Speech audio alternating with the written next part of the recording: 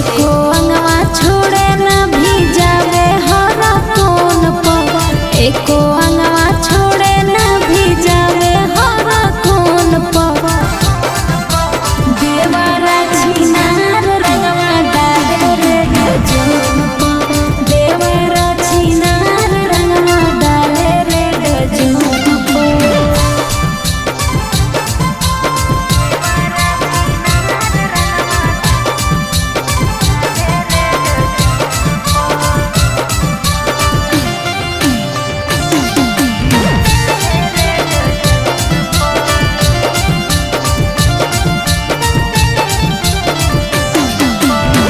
माने ना कहल का करे